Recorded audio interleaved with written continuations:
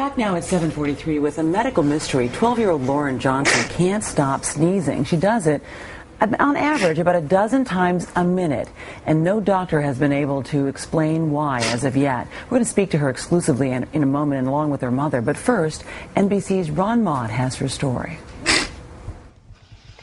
She just might be the most blessed person in America. Or perplexed. 12-year-old Lauren Johnson, you see, has a rather bad case of the achooz, a volcano of sneezing numbering, get this, thousands of eruptions a day. I can't stop sneezing. It goes off about 8 to 9 times a minute. And showing no signs of stopping anytime soon, coming literally out of the blue, as in B-L-E-W. It was different, and I just kind of went with it, thinking that it wouldn't last as long. But it's been 2 weeks now, and it just hasn't stopped. Might it be her beloved dog, Bo? The lush green grass they play on? No one seems to know. Everybody's baffled. Lauren's mom says a flurry of doctor's visits and medications have done little to solve this sneezing stumper. Nobody really knows how to treat it, what's going to work, and even in cases where it might have worked or turned the sneezing off for a while, a lot of times it comes back again. Desperate for answers, Mom even sought hypnotists and psychotherapists. My place is just to help de-stress the family and guide them through the medical and mental health parts of this. Still, the sneezing continues. I've had to have homework sent here, and I've started to have teachers being sent here to help me with it. All she wants, Lauren says, is to get back to school and for the sneezing to end. It gets old after a while, going 3 or 4 doctor's appointments a day, but whatever it takes to get me to stop sneezing. The only thing working so far? Sleep. For today, Ron Maude, NBC News, Atlanta. Well, Lauren Johnson and her mother Lynn are here with us exclusively, along with NBC's chief medical editor, Dr. Nancy Simon. Good morning to all of you. Well, first of all, Lauren, you don't seem to be in any kind of pain. Is any other part of your body hurt, or is it just the sneezing? No, it's just primarily the sneezing. I'll get maybe a raw nose, some of the tissues, but that's mostly it. And this all started, you had a head cold along with your sister. Let me see if I've got this right.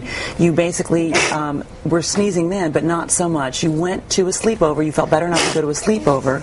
And then when you came home, you came back sneezing. What did you notice that made you realize that something was really off, Lynn? After she had the cold and seemed to be feeling better for a day, the sneeze with the cold was a normal productive sneeze. When she came back from having a sleepover, it became a rhythmic, non-stop chronic sneeze. That's when we first really became alarmed a few weeks ago. So something like 5 sneezes a minute to maybe more than that, maybe even 10, 20 sometimes? Yes. And so the average is you have an average of that, but then that's kind of accumulates something like 10,000, 12,000 sneezes a day. Every week. This is miserable. Yeah? How would you say it's been pretty miserable? Yeah. Yeah? You've not been able to go to school? No, it's too disruptive in the classroom. It's hard to focus. And is there anything that causes you to sneeze more versus sneezing less? No. It just depends on what's happening. You can't control it but you have been able to sleep, which is a godsend, right? You can get some rest. And what are the doctors telling you? They say they have a couple ideas, maybe that it's an intractable psychogenic sneeze that she can't control, but they can't find any stressors or any trauma or anything recently in her life that would cause that. Well, Laura, let me ask you about that.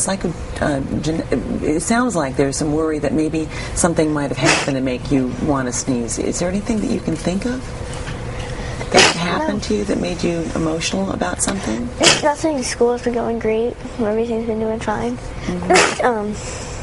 I can't think of anything. You can't think of anything. Nancy, this is a very rare thing. Right. I mean, maybe 40 cases, I understand, maybe known. I mean, what do we know about this? Well, I think we have to just sort of step back for a second. And it's always very difficult when a family's brave enough to come on national television and sort of go through this.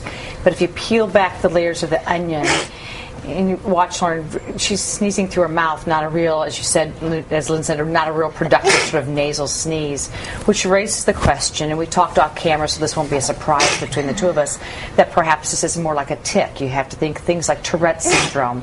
There are things like Munchausen syndrome, where people sort of make things up as a secondary gain, attention.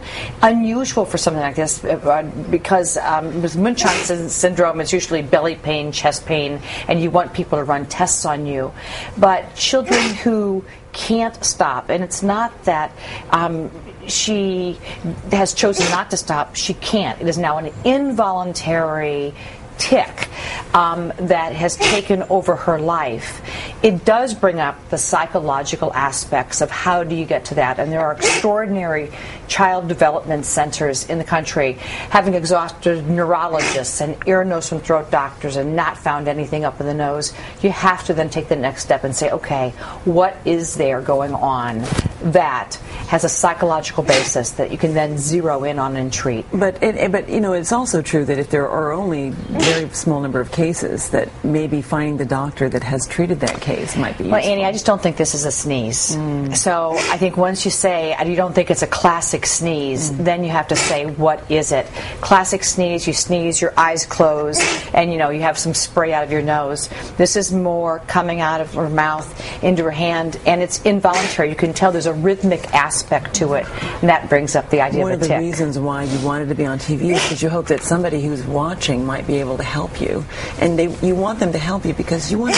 I understand you really like school and you miss your friends. Is that right, Lauren? Yeah. So, what do you have to say about that? About how much you want this to stop? It's been a long 2 weeks. I have seen my friends here and there, talk to them, but I haven't been to school, so I've had teachers come out, and I've had to do the homework at home. One thing we should say, in all the height and craziness of flu season, this is not contagious. Her friend should come over to the house. She can travel everywhere. This is not a sneezing on everyone. This is the time when this family needs support, and very important. Very good point. Well, Lauren, I hope you get that support. I hope you get to hear, Lynn, from somebody who's listening, and Dr. Nancy, thank you. You bet, as always, helping us. And by the way, if you have a suggestion that could help Lauren from Stop Sneezing, we want to hear from you, so log on to our website, which is at todayshow.com.